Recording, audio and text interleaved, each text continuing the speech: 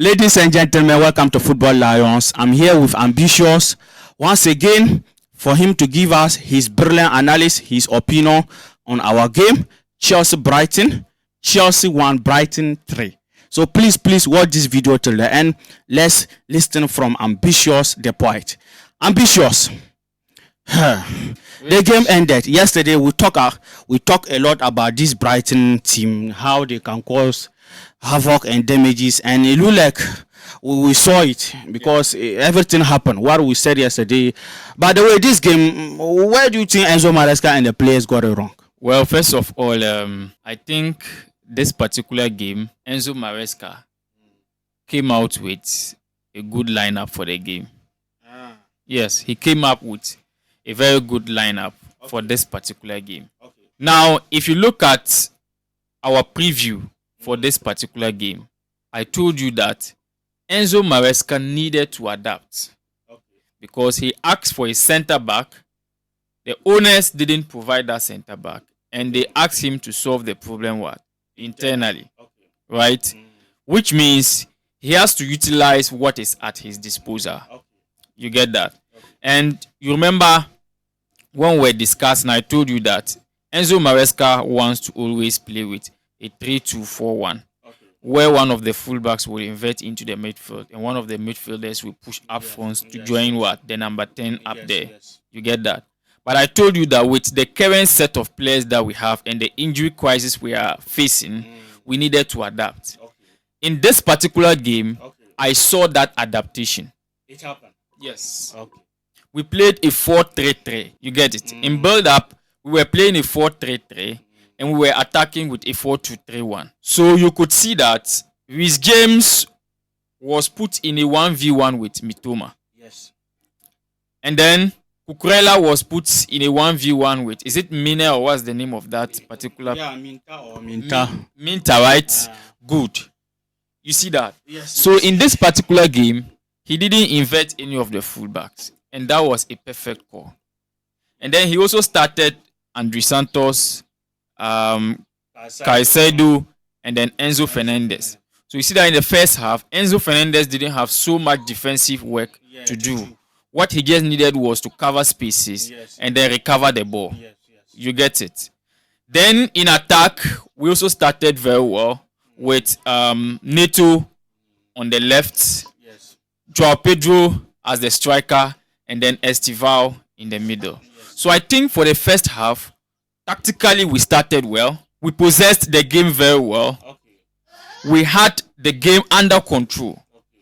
Except that we could have won the game by 2 goals or more in the first half before we even come to the second half.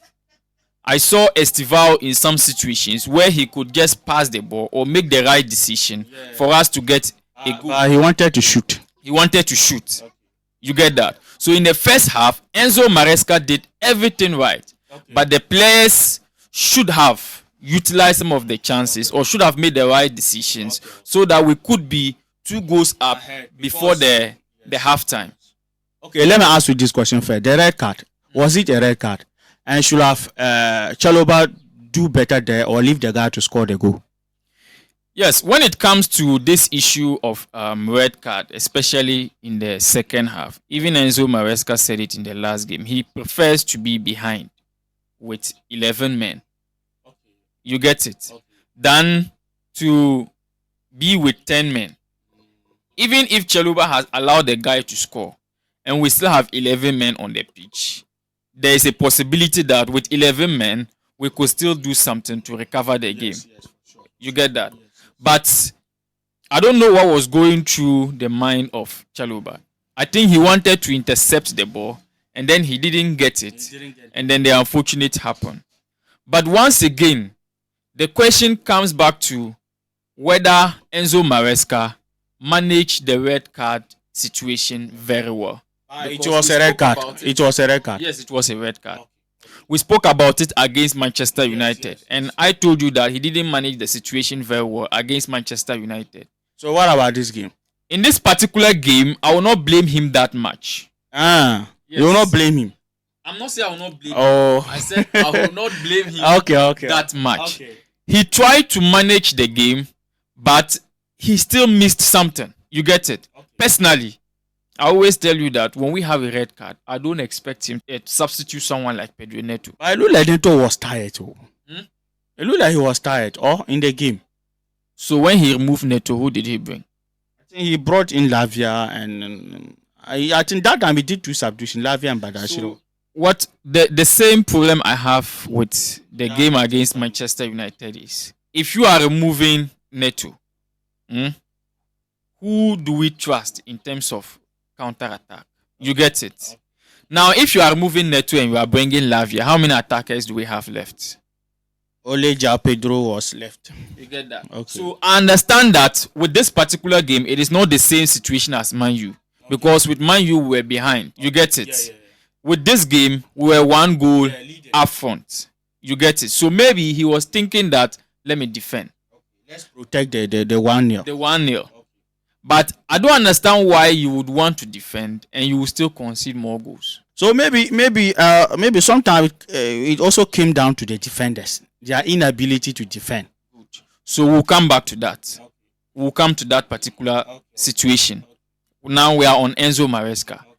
For me, bringing on Gusto was not completely wrong, but I didn't like the idea of having Gusto and then Reece James in that particular particular zone, trying to mark just one player. I think James was doing a good job against that Minta. I think James was doing a good job against him. But with what Enzo Maresca said in the press conference, that he was expecting to have a 2v1 against that player. I don't know how special he is that you need to do that. But James stopped him. Exactly. You get it. So I was thinking that he could make any other substitution. All the other substitutions, no problem. But I was just expecting that he should still leave Neto. So that at least, even if they get an equalizer or maybe they are now leading 2-1, we can still have someone to trust when we are transitioning in attack. But like I said, for today, I am not blaming Enzo Maresca too much.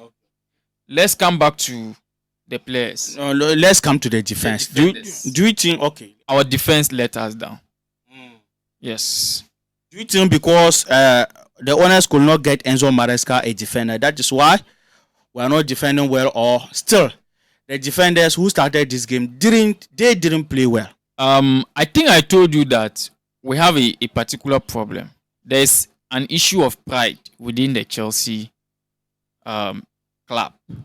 Football club, yes. This pride got to do with Enzo Maresca and then the board. Enzo Maresca wants to stick to his system. The board wants to protect their investment. To tell you for a fact, you see, yesterday, or when was that, when we were analyzing this game, I told you that Fofana and then Badiashile are not reliable.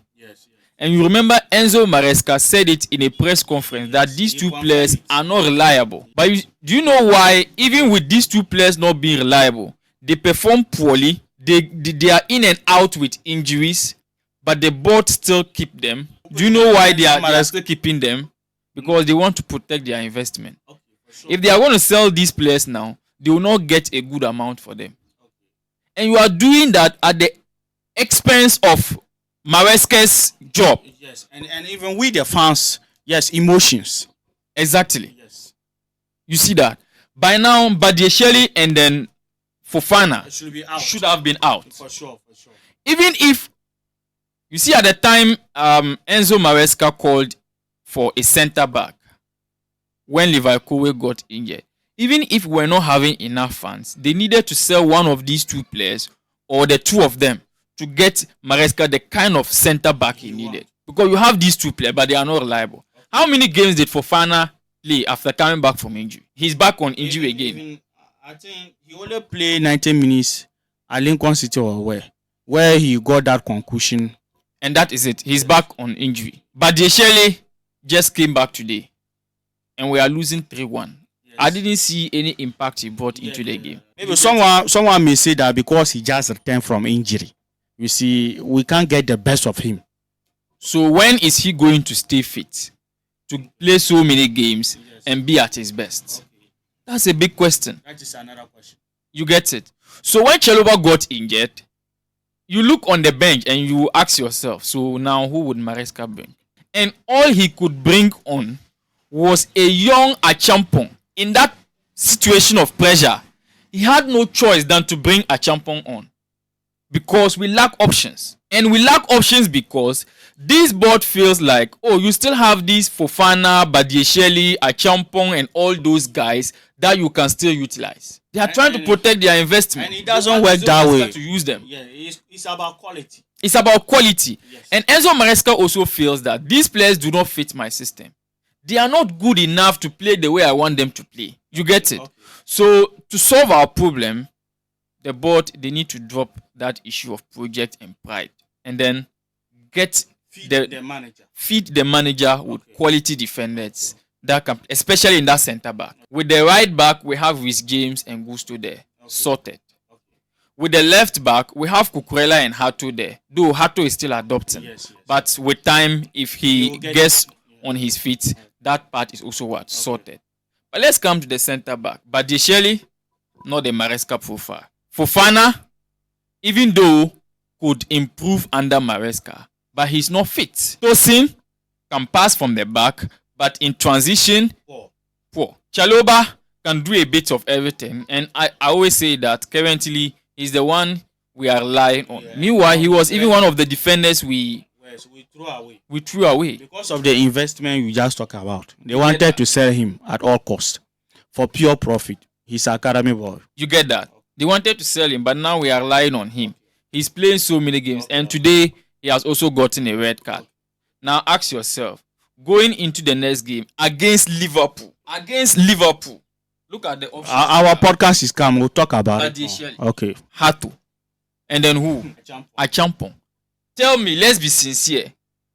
With these three options at centre back, even if we are going to play a back four, even who can stop even Eketeke, not even Isak or Salah, Eketeke or Chiesa. Okay, our podcast is coming, guys. We are going to. I don't want this video to okay, we'll still when we come to the podcast, we'll talk about that. Yes. So, guys, let us hear from you under the comment section about this game. Chelsea Brighton, what went wrong? Where did Enzo Maresca and the players got it wrong? And please don't forget to hit the like button and hit the subscription button for this video to reach more Chelsea fans on the YouTube algorithm. Take care, peace. By the way, our podcast is coming.